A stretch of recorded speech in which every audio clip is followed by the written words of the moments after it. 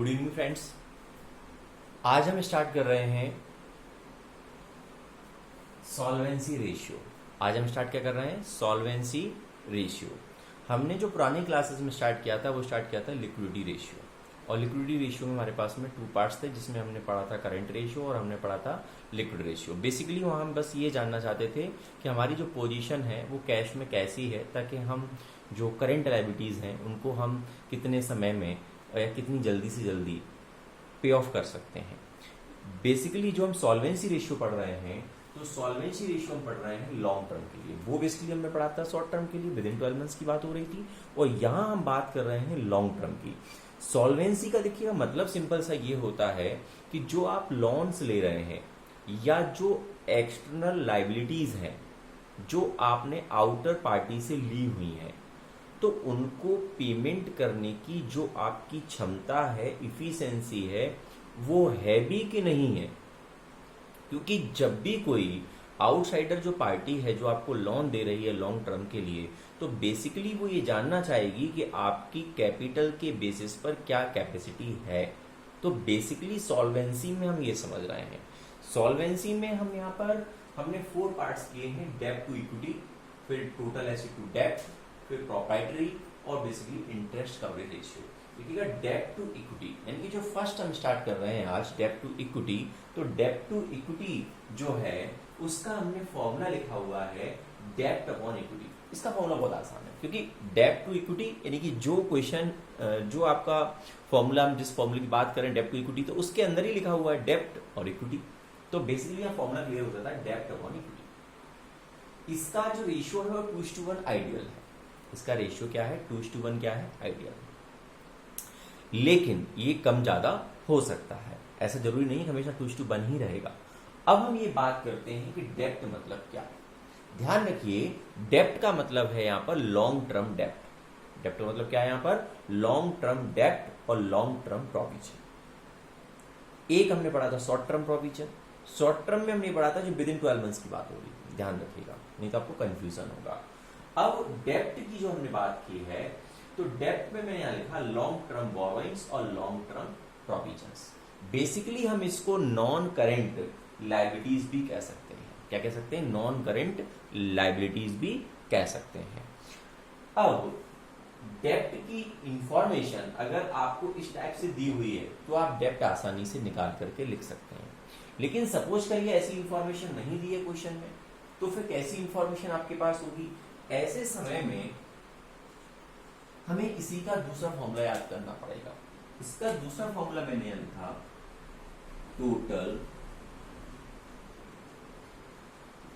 Total debts minus current liabilities. Basically जो total डेब्ट हैं, जिसके अंदर जो विद इन 12 मंथ्स तक के डेब्ट हैं, जिन्हें हम करेंट लायबिलिटी कह रहे हैं, वो भी आ गए। तो अगर मैं टोटल डेब्ट में से करंट लायबिलिटीज को क्या कर दूंगा? माइनस कर दूंगा, तो मेरे पास में क्या निकल करके आ जाएगा? मेरे पास में निकल करके आ जाएगा डेब्ट। क्या आ जाएगा मेरे पास में? डेब्ट निकल के आ जाएगा।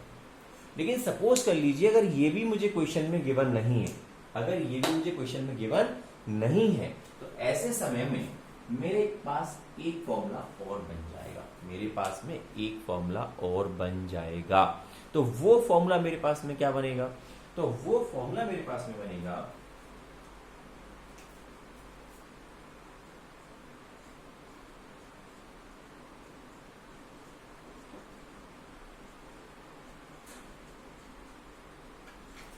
मेरे पास में गिवन होगा क्या? Capital employed. क्या गिवन होगा क्वेश्चन में?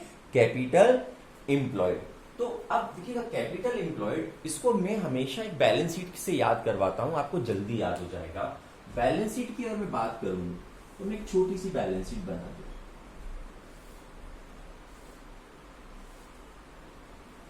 अब छोटी सी मैं जो बैलेंस शीट बना रहा हूं उसमें मैंने यहां लिख दिया कैपिटल, ठीक है। मैंने यहां लिख दिया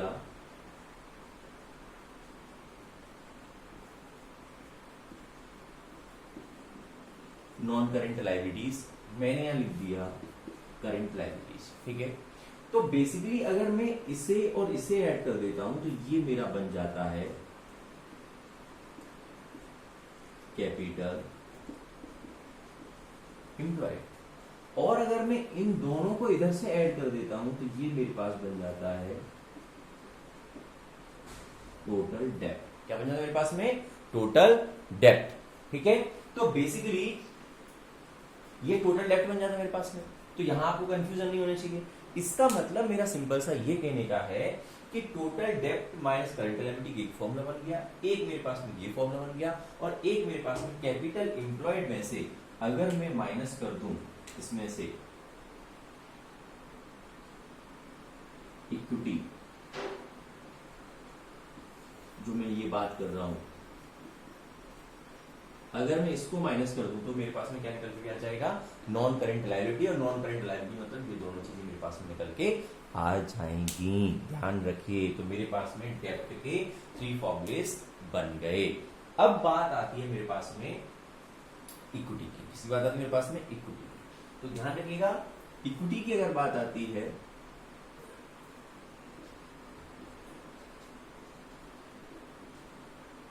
तो इक्विटी का जो फॉर्मूला मेरे पास में है वो है मेरे पास में शेयर कैपिटल।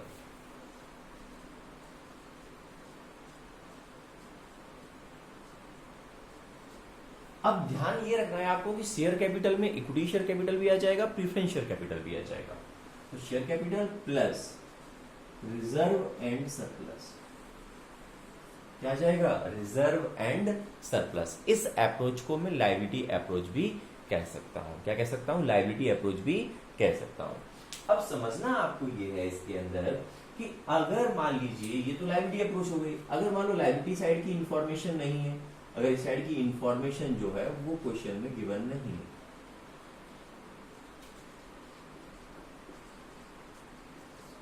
अगर मुझे इसकी इंफॉर्मेशन क्वेश्चन में नहीं दी है, ऐसे समय में मैं क्या करूंगा? तो ऐसे समय में मुझे जो एसिड्स की इंफॉर्मेशन है वो गिवन होगी। तो देखो एसिड को हम कैसे याद करें, तो हम बैलेंस शीट के थ्रू देखो याद करते हैं। बैलेंस शीट में अगर मैं सबसे पहले जाऊं तो मेरे पास में है नॉन करेंट एसिड्स। अब देखिए नॉन करेंट एसिड में मेरे पास कौन कौन सी एसिड्स हैं? इसमें टेंजिबल एसिड है और इसमें इनटेंजिबल एसिड है। कौन कौन सी हैं? टेंजिबल एसिड्स हैं और इनटेंजिबल एसिड्स हैं। यहीं पर मैं आगे बढ़ता हूं तो मेरे पास में है नॉन करंट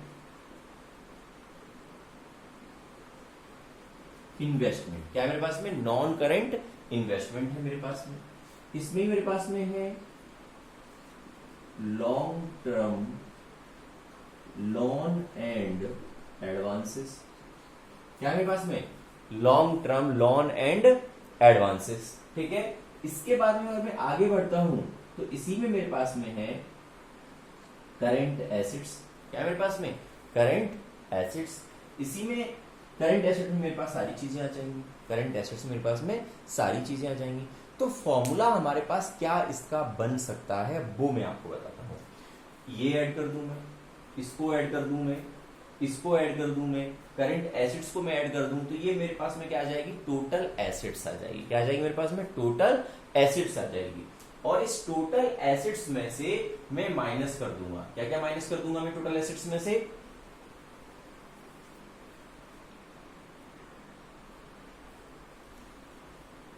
हाँ फ्रेंड्स, तो यहां हम ये बात कर रहे थे कि नॉन करेंट मैंने एसिड्स लिख दी जिसमें टेंजिबल आ गई, इंटेंजिबल आ गई, non current non trade investment,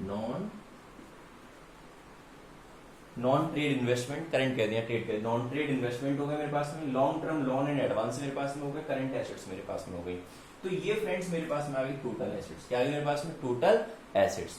अगर इस टोटल एसेट्स में से, अब आपको देखो समझना ये है कि मुझे, मैं अगर इसे हटा दूं, अगर मैं इसको हटा दूं, मेरे पास कैपिटल आ जाएगी। क्या आ जाएगी मेरे पास में? कैपिटल। तो बेसिकली इससे मेरा फॉर्मूला क्या बना, जरा समझिए।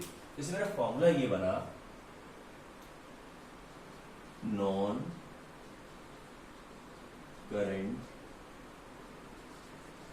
एसिड्स प्लस मेरे पास में non trade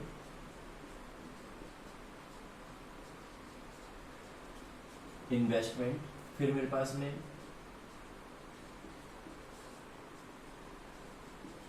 long term loan and advances. फिर मेरे पास में करंट एसेट्स। ठीक है, अब इसमें से जो मुझे माइनस करना है वो क्या क्या माइनस करना है, तो यहां मेरे पास में है नॉन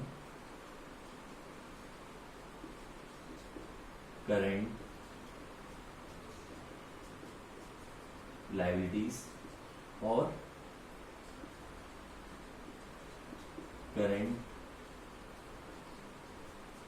लायबिलिटीज। इसी को फ्रेंड्स कई बार ऐसा कर देते हैं कि मैंने करंट एसेट को यहां से उठा लिया और करंट लायबिलिटीज को यहां से उठा लिया। इन दोनों से किसका फॉर्मूला बन जाता है मेरे पास में, वर्किंग कैपिटल। किसका बन जाता है, वर्किंग कैपिटल का। तो बेसिकली वर्किंग कैपिटल का फॉर्मूला क्या बनता है, CA माइनस CF, ये फॉर्मूला बनता है वर्किंग कैपिटल का। इसका मतलब क्या हुआ कि मैं इसको हटा दूं और मैं इसको हटा दूं और ये जो वैल्यू है इसे जाकर प्लस में लिख दूं, तो मेरा फॉर्मूला क्या बना, non current assets, non trade investment, long term loan and advances, plus इसको हटा के मैं क्या लिखूंगा, वर्किंग कैपिटल यहाँ लिख दूंगा। अब माइनस में मुझे ये भी लिख देना, माइनस में केवल नॉन करंट लायबिलिटी आ जाएगा। और नॉन करंट लायबिलिटी क्या होता है, वो यहाँ हमने देखा हुआ है, ये होता है नॉन करंट लायबिलिटी। और नॉन करंट मतलब लॉन्ग टर्म बोरोइंग और लॉन्ग टर्म प्रोविजंस। अब मैंने फ्रेंड्स यहाँ पे ये लिखा हुआ था एक्सटर्नल इक्विटी लिखा हुआ है, ये लिखा हुआ है इंटरनल इक्विटी। देखिएगा एक्सटर्नल इक्विटी मतलब बाहरी, जो बाहरी लोगों का मुझे पैसा देना है वो एक्सटर्नल इक्विटी हो गया। और इंटरनल जो बाहरी लोगों का नहीं है, जो कंपनी के शेयर होल्डर्स हैं उनका पैसा है, तो वो हमारा हो गया इंटरनल इक्विटी। जैसे हम इक्विटी यहाँ पे कह देंगे यहाँ पर, और इसे हम क्या कह देंगे, डेब्ट कह देंगे। यहाँ तक अगर आपको कोई प्रॉब्लम हो तो आप मुझसे पूछ सकते हैं। ये फॉर्मूले के हिसाब से सारी चीजें हो जाती हैं, यहाँ पर हम रख देंगे। अब बेसिकली हम ये समझें कि ये जो हम पढ़ रहे हैं डेब्ट टू इक्विटी रेशियो पढ़ रहे हैं, इसका ऑब्जेक्टिव क्या है। आइडियल तो 2:1 रेशियो हो गया, इसका ऑब्जेक्टिव क्या है। देखिए इसका ऑब्जेक्टिव ये है कि जो लोग आपको लोन के रूप में पैसा दे रहे हैं वो ये जानना चाहते हैं कि आपकी कैपेसिटी कितनी है, आप पे ऑफ कर पाएंगे या नहीं कर पाएंगे, वो ये जानना चाहते हैं, आपकी स्ट्रेंथ को जानना चाहते हैं। और वो स्ट्रेंथ जो है वो यहाँ से क्लियर हो जाती है। अगर 2:1 पे अगर आप काम कर रहे हैं बहुत अच्छा है, कोई दिक्कत नहीं है। और अगर रेशियो जो है अगर ये फ्लक्चुएट होता है तो प्रॉब्लम्स हो सकती हैं। थोड़ा बहुत होता है चलेगा, लेकिन अगर बहुत ज्यादा फ्लक्चुएशंस होते हैं तो फिर दिक्कत आपको जाएगी। क्योंकि बेसिकली हमने फॉर्मूले में ऊपर डेब्ट लिखा हुआ है, इक्विटी हमने यहाँ लिखा हुआ है। अगर 1 रुपए की इक्विटी है तो डेब्ट आपका 2 रुपए का चलेगा। मतलब बेसिकली ये कहा जाता है कि कम से कम जो ऑनर हैं उनको कम से कम, शेयर होल्डर जो हैं उनको कम से कम 33.33% तो उनका पैसा उसमें होना चाहिए। क्योंकि अगर नहीं होगा, पूरा का पूरा काम लोन पे चल रहा होगा तो बहुत प्रॉब्लम क्रिएट हो जाएगी। ओनर कभी भी बिजनेस को बंद करके चला जाएगा और जो भी प्रॉब्लम्स हैं वो सारी की सारी प्रॉब्लम्स जो हैं वो एक्सटर्नल जो बंदे हैं जिन्होंने पैसे दिए हैं उनके ऊपर जाएगा।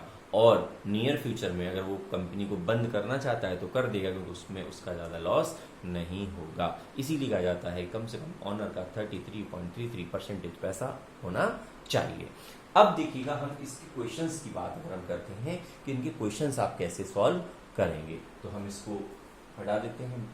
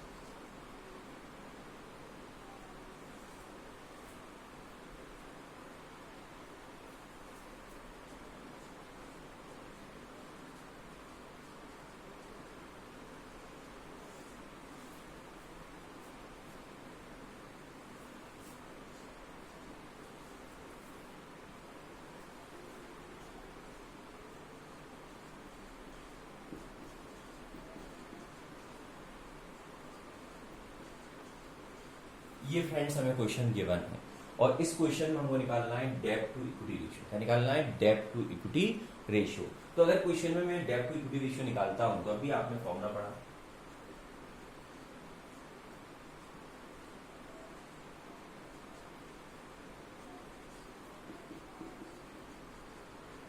डेब्ट अपॉन इक्विटी।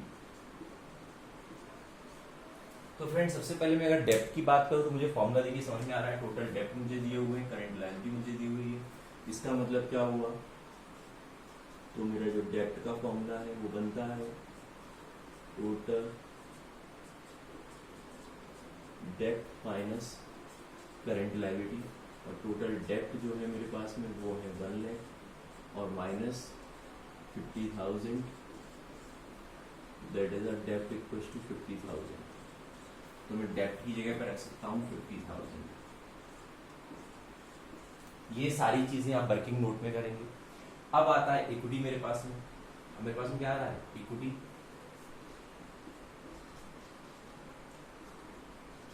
अगर बैलेंस शीट के हिसाब से अगर मैंने अभी आपको बताया था तो मुझे टोटल एसेट्स अगर मैं सबको ऐड कर देता तो मुझे टोटल एसेट्स गिवन है।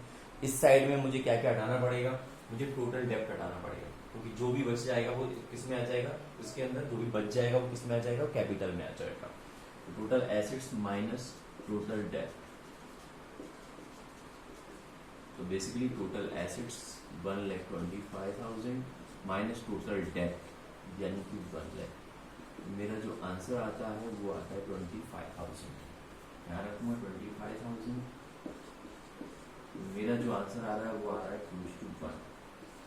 तो 2:1 जो आंसर आ रहा है ये मेरे लिए बेस्ट, इसमें कोई प्रॉब्लम नहीं है।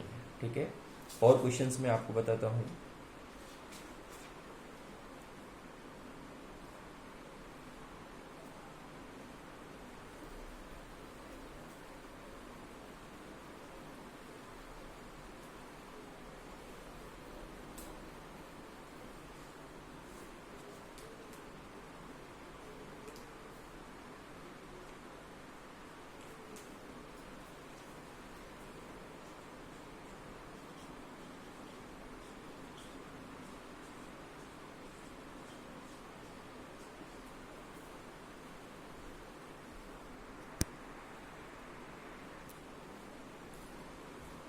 अब फ्रेंड्स मैंने एक क्वेश्चन और लिख दिया है यहाँ पर। मैंने कहा कि आपका टाइम खराब ना हो इसलिए क्वेश्चन मैंने यहाँ पे नोट डाउन कर लिया।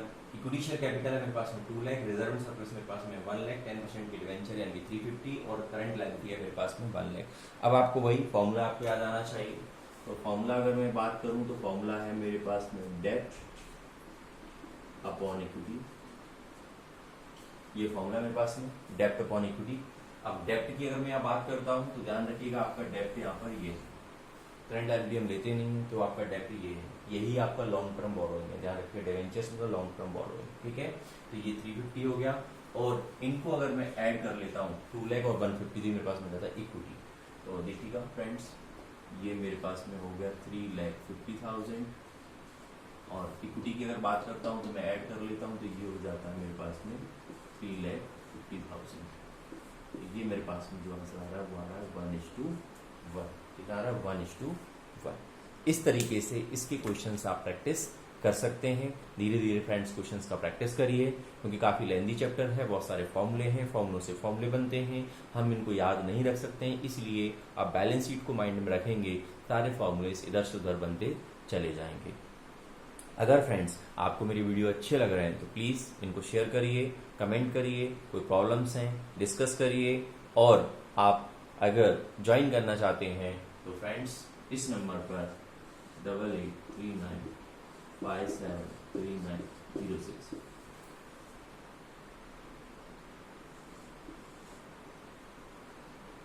इस पर फ्रेंड्स मुझसे बात कर सकते हैं। Thank you, good night.